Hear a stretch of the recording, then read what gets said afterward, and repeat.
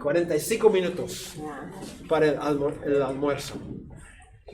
Ya los olores están fastidiándome. Ok, número 6 de los 8 principios lingüísticos. Oh, no me digas. Otra vez. Ahí está. Palabras pueden tener significados figurativos.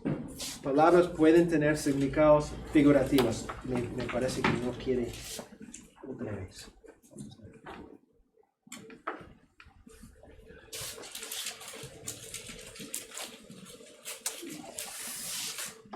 Ok. Nada. Yo sé lo que voy a hacer.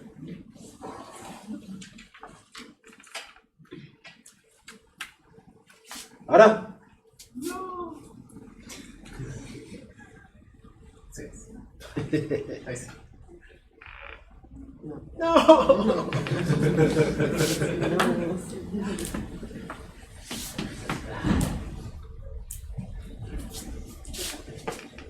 Voy a tener que hacerlo así. Ok. El lenguaje figurado, un autor dice, una palabra tiene sentido, necesito hacerlo más grande, perdón. Tiene sentido figurado cuando expresa una idea diferente de la de su acepción literal. En este caso se produce un cambio de significado.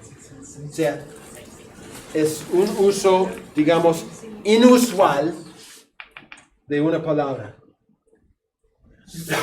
En el fondo, el lenguaje figurado enfoca una similitud entre dos cosas. Una cosa corresponde a otra cosa. El autor expresa esa relación entre las dos cosas usando un lenguaje muy gráfico, vívido, un lenguaje que pinta imágenes usando un significado de una palabra que no es su significado usual o literal. Entonces, por ejemplo, Apocalipsis 22:15, los perros estarán fuera. Entonces, como mencioné, no va a haber perros en el cielo, porque Juan dice que van a estar fuera. Muy triste para todos los que tienen perros, pero yo estoy muy feliz. Entonces, para entender esto, hay una comparación entre dos cosas. Una cosa corresponde a otra cosa. Los perros corresponden a hombres malvados. Y hay siempre dos niveles de significado cuando se trata del lenguaje figurado. El primer nivel es el literal, los perros. Entonces, como mencioné el otro día, tú tienes que visualizar cómo era un perro en ese entonces. Ahora, para entender eso, no puedes pensar en el perrito que tú tienes en tu casa. Ese perrito tan lindo, ¿no? No es así. Los perros en el mundo antiguo eran animales salvajes. Y muchas veces ellos andaban por las afueras de la ciudad comiendo hasta cuerpos. Eran inmundos. Eran inmundos, eran sí, exactamente. Y eran muy odiados porque causaban caos y problemas para la gente. Entonces, esa es la imagen que tienes que tener. Un perro en el primer siglo, como era. Y tienes que visualizar esa idea. ¿Cómo? Hay enfermedades. Sí. Todo es sucio. Todo era negativo, malo de ellos. Entonces, tú crees esa imagen de la idea literal. Segundo, es el nivel figurado. O sea, el uso inusual de la palabra, ¿no? ¿Cómo es un perro como un hombre malvado? O sea, ¿cómo se compara esas dos cosas? ¿Ok? Entonces, ¿es todo?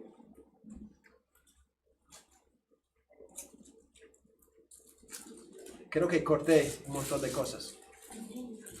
Bueno, entonces, esa es la forma de interpretar el lenguaje figurado. Empiezas siempre visualizando la parte literal y después piensas en la cosa figurativa, en este caso, como es un perro como un hombre malvado, y cuál es el punto de comparación entre las dos cosas. Y ese punto de comparación es la clave para interpretar el lenguaje figurado. Yo sé por qué corté. Yo tengo todo un capítulo sobre el lenguaje figurado, entonces por eso corté el resto, perdón. Ok, número 7. Quizás todo lo que hemos visto es no tan nuevo, quizás, no sé, pero esto probablemente es un poquito nuevo. El estudio sincrónico tiene prioridad sobre el estudio diacrónico de una palabra. Voy a explicar qué quiere decir. Pero este punto es muy importante en el estudio de las palabras. El estudio sincrónico tiene prioridad sobre el estudio diacrónico de una palabra. ¿Qué quiere decir? Diacrónico es un estudio de la historia de una palabra. Cada palabra tiene una historia. Tiene un momento cuando empezó y tiene todo un recorrido de cambios de esa palabra a lo largo de la historia hasta la fecha, ¿no? Que hemos visto que el idioma vive. Entonces los significados cambian a lo largo del tiempo. Con Pablo estábamos hablando de la palabra en inglés gay, que significaba cuando yo era joven, feliz, pero ahora significa homosexual. O sea, mire el cambio en unos cuantos años. Bueno, yo tengo un montón de años, pero ¿no? En ese tiempo cambió su significado. La palabra nice en inglés significa amable, ¿no? Pero viene de una palabra que significa necio. Entonces, antes significaba necio, pero ahora llega a significar amable. Entonces, cambia, ¿no? Entonces, ese es un estudio diacrónico, sería un estudio del cambio de la palabra gay, desde su inicio hasta la fecha. Entonces yo estudio todos los cambios que la palabra gay ha experimentado a lo largo de la historia. Es un estudio diacrónico. Un estudio sincrónico es estudiar el significado de una palabra en un punto de tiempo. Tú dices, con diacrónico, tú dices, ¿qué significa la palabra misericordia en toda la Biblia? Empezando con el uso en Génesis hasta el uso en Apocalipsis.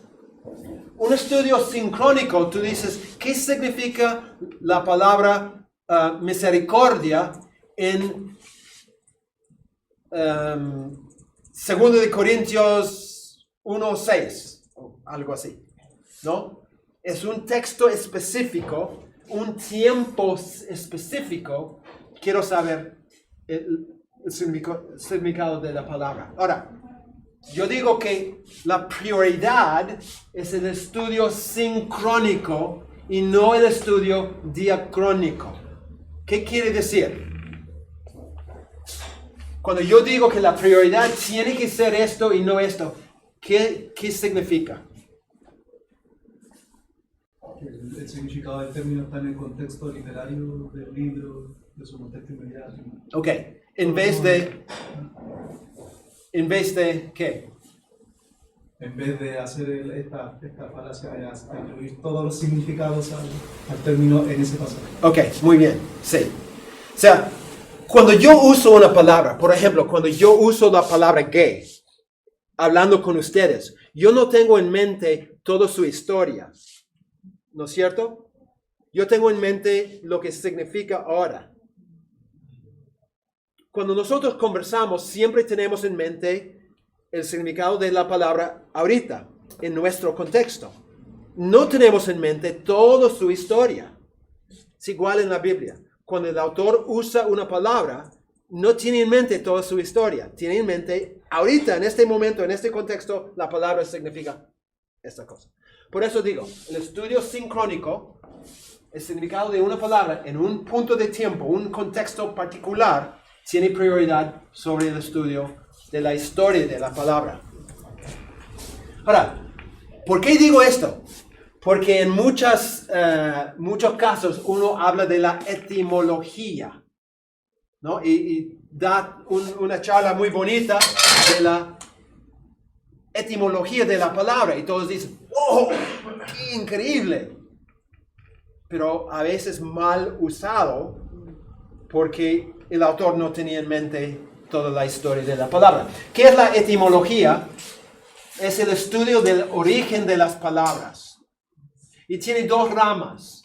Una rama es el estudio de lo que ellos llaman el significado real de una palabra a través de la forma, la estructura o los componentes de la palabra. Entonces, por ejemplo, la palabra en griego upomenen es una palabra compuesta de dos partes. Es una preposición, upo, que significa bajo, y menen, que es un verbo que significa mantenerse. Entonces la gente dice que upomeno significa mantenerse debajo de. Y dan la figura de ¿cómo se llamaba ese hombre Atlas? Que cargaba todo el mundo. Y dice, así es upomeno. Es ser como Atlas y cargar, ¿no?, todo ese peso. Y todos dicen, ¡uy, qué bonito, excelente! El problema es que upomeno simplemente significa perseverar. No significa todo, significa perseverar. ¿Cómo sé? Por el uso. El uso en los distintos contextos. Entonces, el significado en el texto de Pablo, por ejemplo, no se trata de entender toda su historia. Tampoco entender la combinación de las partes de la palabra. Es lo que significa en un contexto cómo el autor está usando la palabra. ¿Saben en inglés? Perdóname por usar ejemplos en inglés, pero son más conocidos. ¿Saben lo que es un butterfly? Mariposa. Butter es la palabra mantequilla. Fly es la palabra mosca. Una mariposa en inglés es una mosca de mantequilla. No. Pero cuando alguien dice, bueno, yo quiero entenderlo por las dos partes de la palabra, llega a una comprensión totalmente ridícula como esa. Es igual en griego, muchas veces la gente que no sabe griego, entonces lee y dice, mira, upomenen significa, ¿no? La primera parte significa esto, la segunda. Pero las palabras compuestas no funcionan de esa forma. No es que tú divides la palabra en dos y ya entiendes por entender las dos partes. No funciona de esa forma. Segundo, rama de etimología es un estudio de la atestación más antigua, asumiendo que este es el significado real. Entonces dice, mira, yo sé que gracia en Pablo significa tal cosa, pero si nosotros vamos a lo largo de la historia y llegamos a como Homero, por ejemplo, que era un autor griego en el siglo 7, 8 antes de Cristo, y decimos, él utilizaba gracia de esta forma, entonces el significado real de gracia es lo que Homero dijo. No es un significado más real. Los dos son significados reales. No encuentras el significado real de una palabra. Una palabra no tiene un significado real. Tiene un significado en un contexto que la gente usa. Es su significado real. Es como se usa. No existe un significado verdaderamente real. Entonces, esa idea está mal. Entonces, ¿cuál es el problema con la etimología? Bueno, puesto que el significado de palabras cambia el uso más antiguo no necesariamente es el significado años después. ¿Ok? Esta palabra, splaxnitsomai, viene de una combinación de palabras. Básicamente se refiere a las entrañas de una persona. Entonces, se ha dicho, su origen es para referirse a las entrañas de una persona. Entonces, dicen, mira, lo que esta palabra significa en la Biblia es ser movido desde la parte más íntima de tu ser. Suena hermoso. Pero la palabra simplemente significa compasión. No significa ser movido desde la parte más interna de tu ser. Se usa la palabra para decir compasión, ¿no? Entonces no necesitamos toda la historia para entender su uso en un contexto. Sí, Ezequiel. El hermano Jorge Ponce dice, podríamos decir que una palabra no tiene un significado real, pero sí uno correcto. Si con correcto quiere decir cómo se está usando en un contexto en particular, sí. Sí. Porque, como vamos a ver, bueno, como ya hemos visto, las palabras tienen un rango de significados. ¿Ok? Cada palabra son polisémicas, tienen varios significados. Decir que tiene un significado correcto, en el contexto sí, en el contexto tiene un significado correcto, pero eso depende de varios factores, ¿no? Y eso tenemos que descubrir por el contexto, etc. ¿Cómo? Si yo digo que las palabras son polisémicas, tienen varios significados, ¿cómo descubro el significado de una palabra? ¿Qué recurso puedo usar para encontrar el significado correcto? ¿Ok? El contexto. Muchos dicen el diccionario. ¿El diccionario me da el significado de una palabra? Ok. No da el significado de una palabra. Da las posibilidades de significado. Yo abro el diccionario y veo bajo carne una variedad de significados. Pero no me da el significado. Es el contexto que determina. Y yo tengo que, de los 6 significados, yo tengo que decir, en este contexto, este significado cabe mejor. Pero en este contexto, el otro. Entonces, el diccionario no nos dice qué significa una palabra. Significa cuáles son las posibilidades de significado. ¿Ok? Entonces, el idioma cambia. Entonces, el hecho de que el origen de la palabra era tal, no significa que el significado real es eso. No significa que hoy en día significa eso. Tampoco. Segundo, la forma de una palabra no necesariamente nos lleva al significado de la palabra. Por ejemplo, esta palabra es eclesia. Yo sé que han escuchado de esto. ¿Eclesia qué es? Ok, exactamente. Ahora, he escuchado un montón de veces que eclesia, iglesia, fuera de, esta eclesia viene de kaleo, llamar. Entonces dice que la iglesia es la comunidad llamada fuera de, pero no es. En el uso bíblico no es el grupo llamado fuera de, sino es el grupo llamado a reunirse.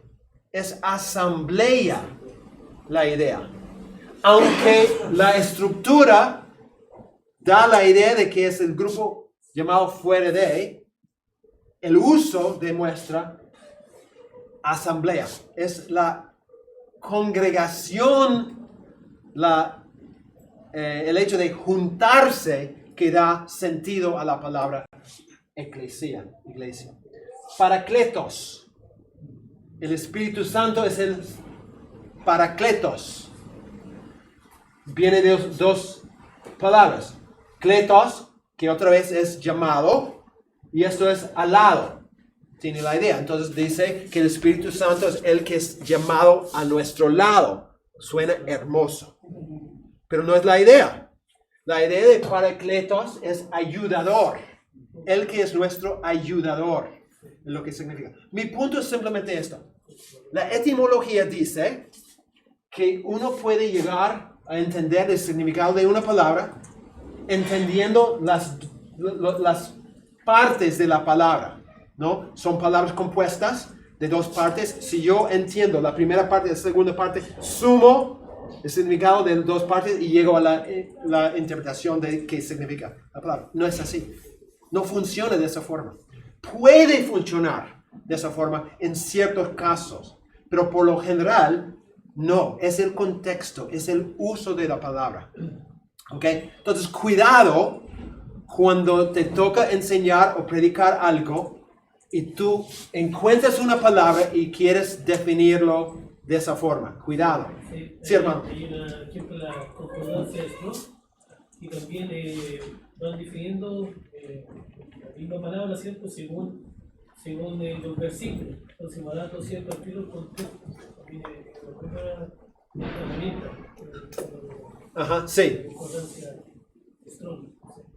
Y vamos a hacer una práctica justamente en base a eso.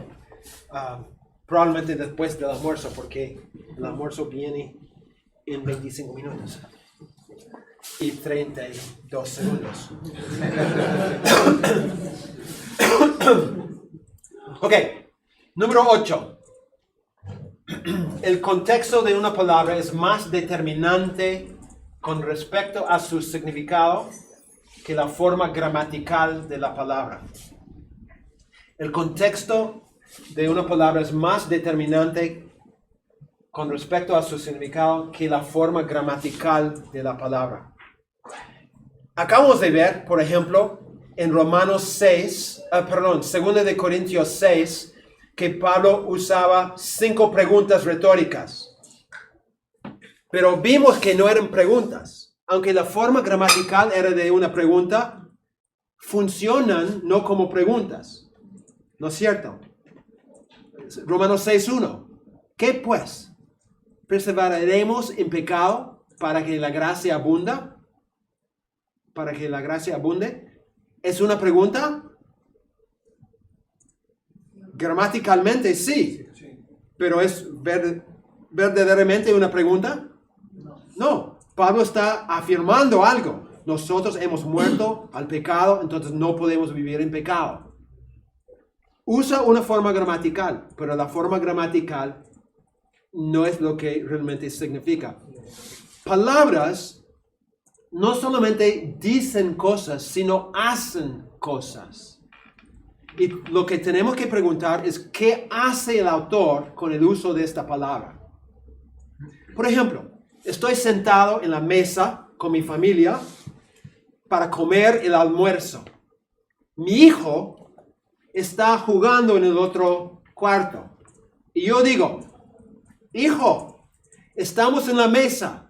¿Vienes? Es una pregunta, ¿no? Pero ¿funciona como pregunta? O sea, yo quiero saber de verdad si va a venir o no.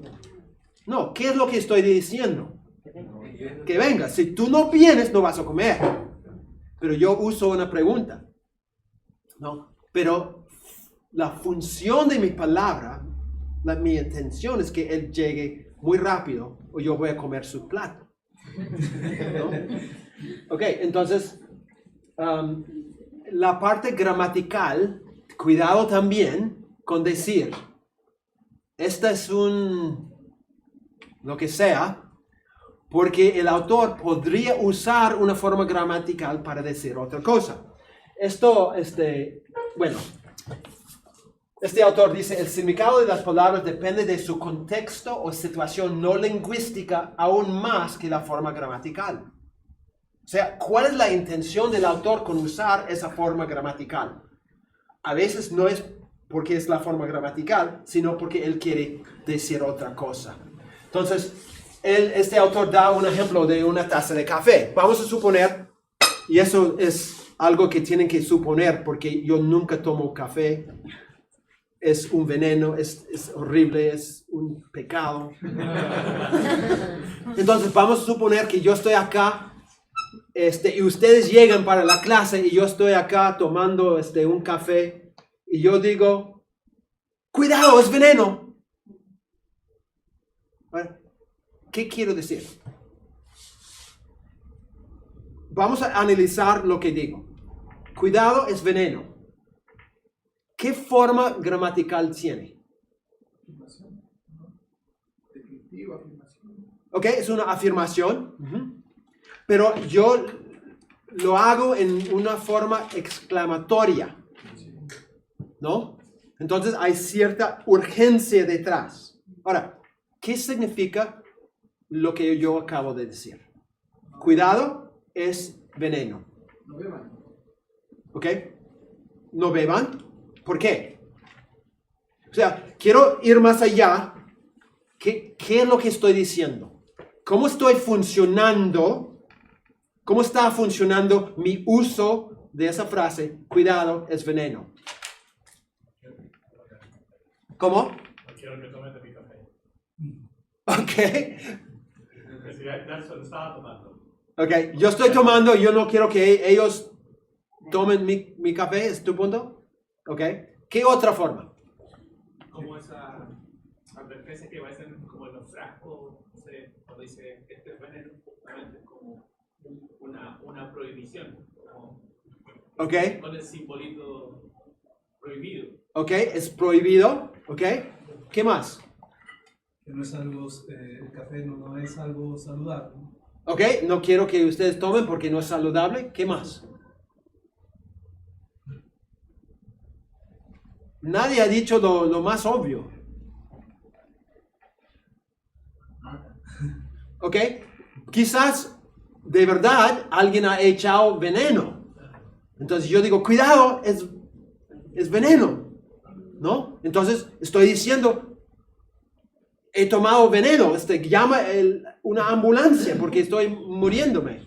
Podría ser. O sea, mi punto es esto. Yo simplemente digo, cuidado, es veneno. Es una forma gramatical. Pero esa forma gramatical podría significar un montón de cosas. ¿Por qué? Mi tono, la situación, el contexto, todo eso es igual en la Biblia.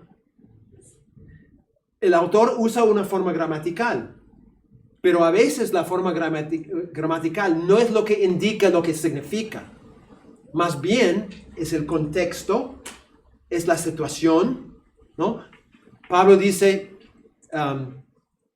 por ejemplo, en Gálatas, ojalá que, bueno, no dice exactamente, pero que ellos se, ¿cuál es la palabra? Emasculen. Mutilasen. Sí, mutilasen, ¿no? ¿No? Entonces, ¿qué quiere decir Pablo con eso? ¿Está hablando en serio? O sea, ¿cuál es? Usa una forma gramatical, pero las palabras funcionan de una forma, hacen cosas, y nosotros tenemos que escuchar no solamente la forma gramatical, sino la intención del autor en ese texto. Ok. Termino esta parte con 3 falacias exegéticas comunes. 3 falacias muy comunes. Primero, la falacia de las palabras especiales. Es común escuchar a un profesor, un pastor, un líder decir que esta palabra es una palabra técnica, una palabra especial que significa tal cosa. El ejemplo más claro es el amor ágape versus el amor fileo. No sé cuántas veces he escuchado que hay 3 palabras para el amor. El amor ágape es el amor de Dios, el amor sacrificial. Y el amor fileo es el amor de amistad, ¿no? La evidencia no va en esa dirección para nada. La evidencia demuestra que son sinónimos. Un sinónimo no significa que las 2 palabras son iguales en cada contexto. Significa que son iguales en ciertos contextos. ágape y fileo, por lo general, son sinónimos. No hay un significado especial en ágape. ¿Ok? Por ejemplo, en la Septuaginta, ¿saben lo que es la Septuaginta? La versión en griego del Antiguo Testamento. En la Septuaginta, 2 de Samuel 13:15, dice esto. Después Amnón, ¿se acuerdan? Él violó a su hermana. Dice, Amnón la aborreció tan terriblemente que el odio con que la aborreció fue mayor que el amor, ágape, con que la había amado, ágape. Dime, ¿eso suena como un amor sacrificial, el amor de Dios? No. No, era un amor netamente egoísta, un amor que violó a una mujer. Entonces, obviamente, ágape en este contexto no significa un amor especial. Significa un amor más animal que cualquier otra cosa. 2 Timoteo 4:10, porque Demas me ha desamparado amando ágape este mundo y se ha ido a Tesalónica. Su amor no era un amor sacrificial, un amor de Dios, era un amor mundano. Entonces, ágape no tiene un significado especial. Entonces, pero no podría significar sacrificial, porque puede haber un sacrificio bueno o malo. En los dos casos hay un sacrificio.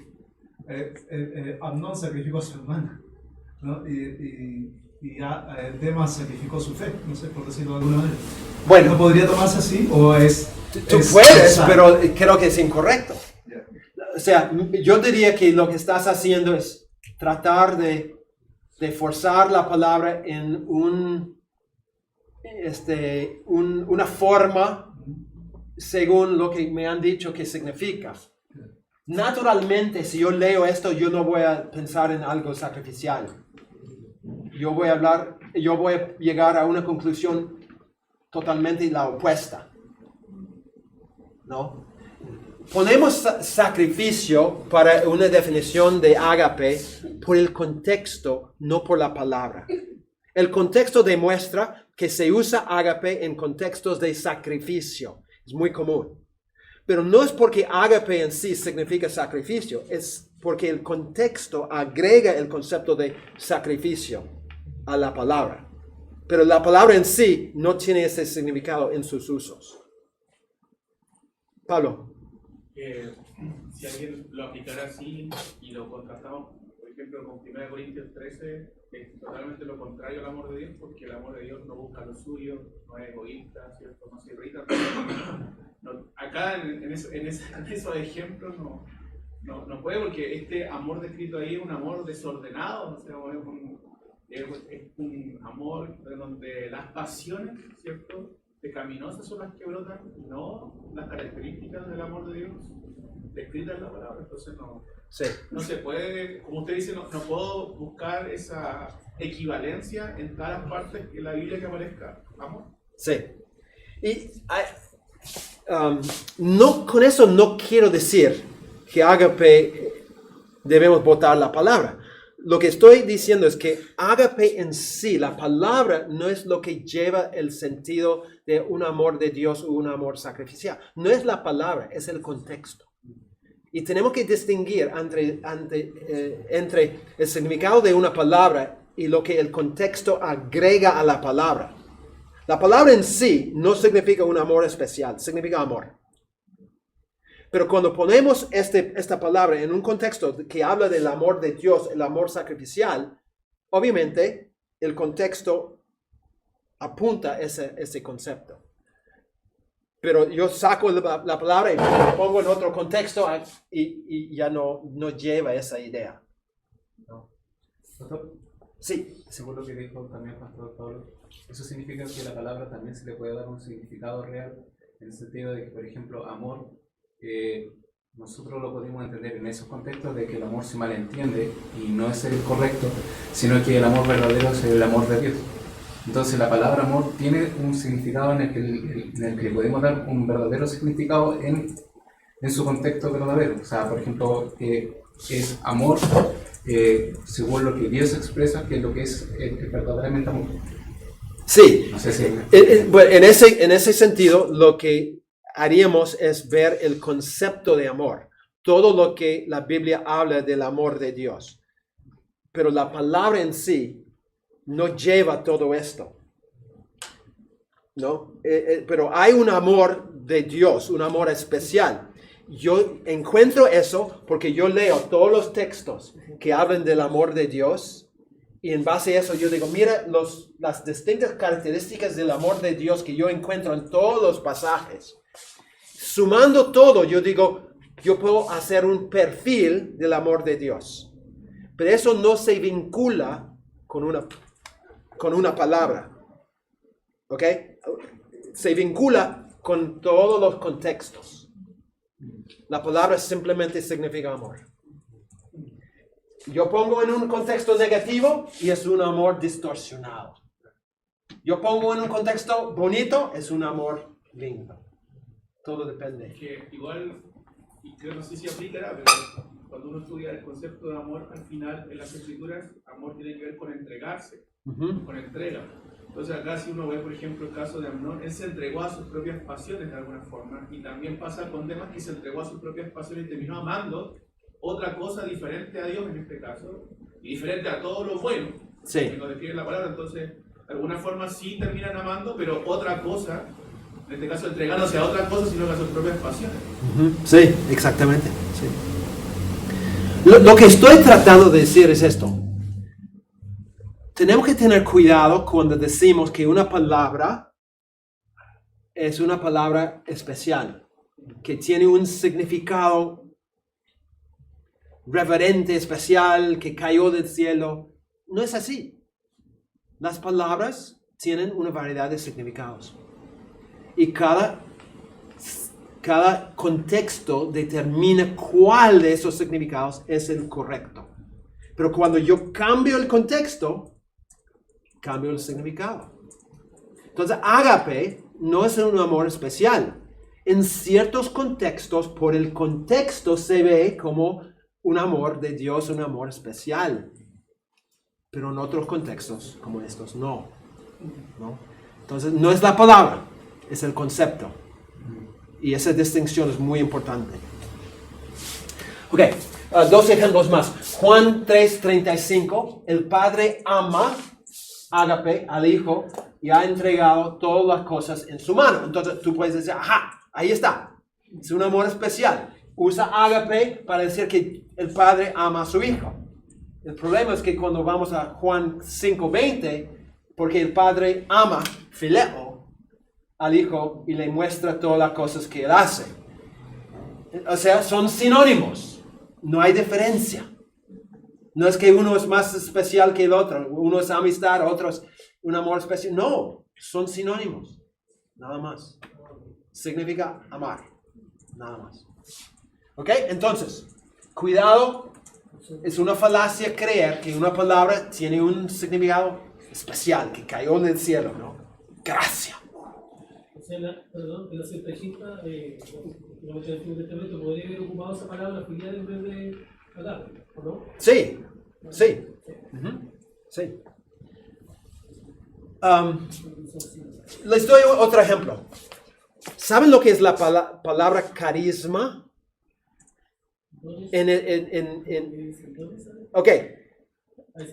Ya agregaste con mucho cuidado. Excelente, hermano. A veces, sí. La palabra carisma, en ciertos contextos, se dice que se refiere a los dones espirituales.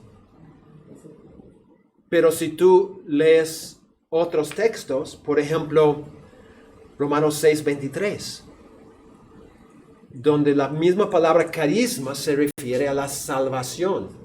No es un don espiritual en la forma tradicional. 1 Corintios 7:7.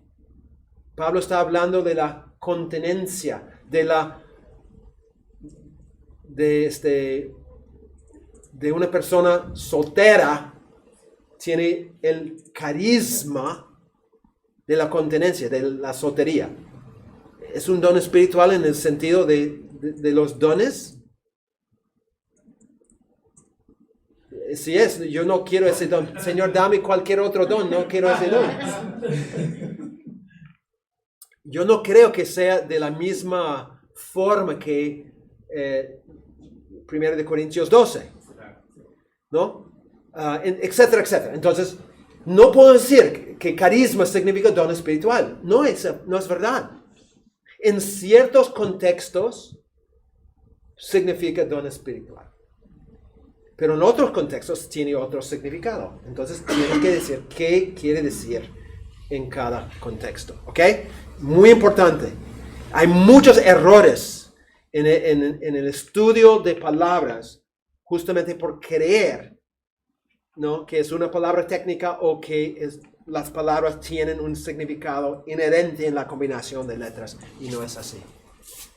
Ok, número 2. ¿Cuánto tiempo tenemos? 6 minutos. Ok.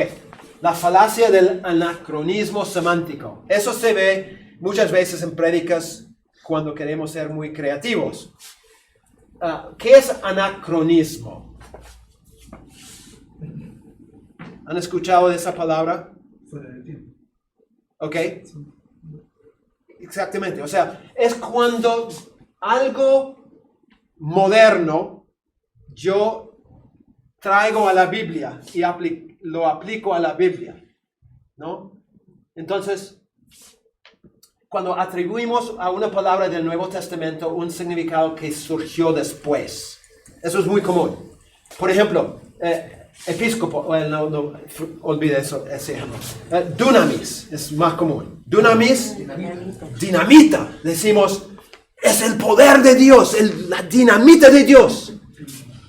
El problema es que no existía dinamita en ese tiempo. ¿Y dinamita qué hace? Explota. ¿Estamos diciendo que el poder de Dios explota? ¿Destruye? No. O sea, entiendo la idea. Lo que queremos decir que es un poder. Pero eso es traer a la Biblia algo que no existía. Y tratar de explicar el tema bíblico con algo que es muy diferente y que no existía en ese. Entonces, marturion. Marturion suena como mártir. Un mártir. ¿Un mártir qué es? Alguien que muere a causa de una causa. Ok. Y en cuanto a la Biblia, por la fe, ¿no? Sí. Alguien que ha muerto por la fe. Entonces decimos, marturion tiene esa idea. Pero no, marturion es testimonio. En la Biblia, marturion significa un testimonio. O alguien que ha testificado. No significa que ha muerto. Eso vino mucho después. Y no podemos traerlo a la Biblia y decir que nosotros como los que testifican somos los que estamos muriendo por nuestra fe. No es la idea, ¿no? Gumnazo, me encanta esto. Gumnazo suena como gimnasio.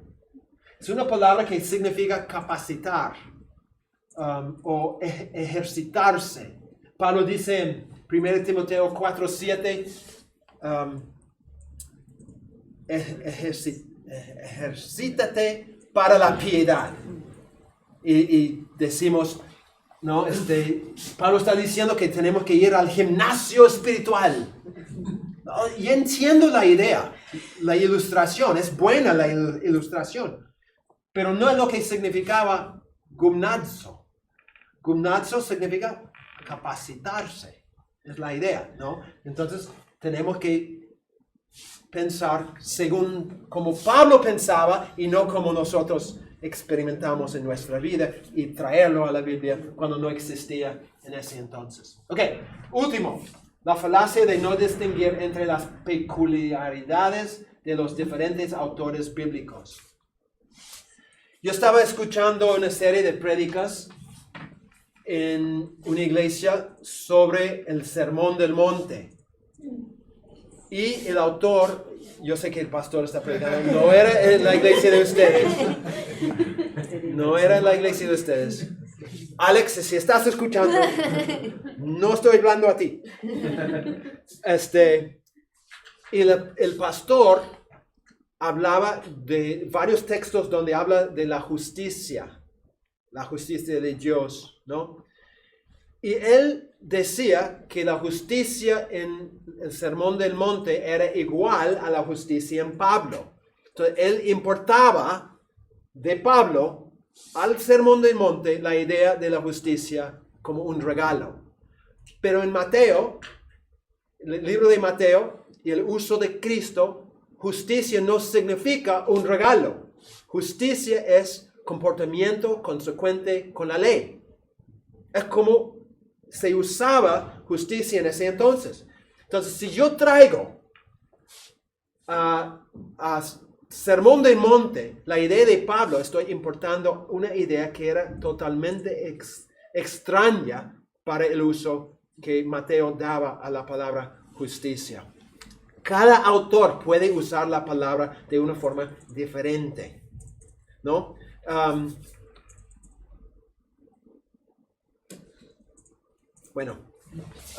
Iba a dar un ejemplo, pero se me olvidó la palabra. Entonces, ok. Uy, ¿dónde está mi? Tengo que ver qué pasó con varias diapositivas que no aparecieron. ¿Qué hiciste, hermano? ¿Tú hiciste algo? No sé. Por eso quería sentarse acá para borrar mis trabajos. Bueno, el ejemplo es eso de la justicia, es el ejemplo para mí más común que he visto. Ok, creo que la una, ok. Solamente para que sepan, probablemente no llegamos a las 5. Nos falta una sola cosa, hablar del proceso de cómo estudiar palabras, y vamos a hacer una práctica juntos de un estudio de una palabra. Y ahí termina, ¿ok? Entonces vayan a comer.